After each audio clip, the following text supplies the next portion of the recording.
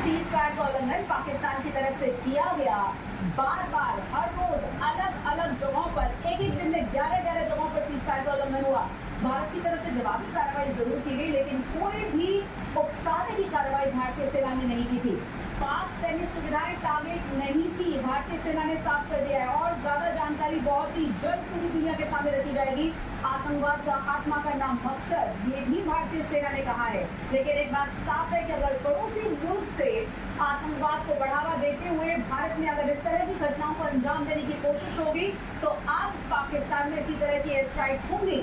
9 अलग अलग जगहों पर भारत की तरफ से एयर स्ट्राइक की गई है। किन किन ड्रग्स का इस्तेमाल किया गया है, किस किस स्ट्रेटेजी के तहत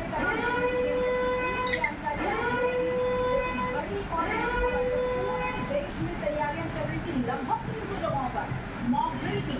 उससे पहले आधी रात को भारत ने किया है 9 आतंकवादी ठिकानों पर हमला।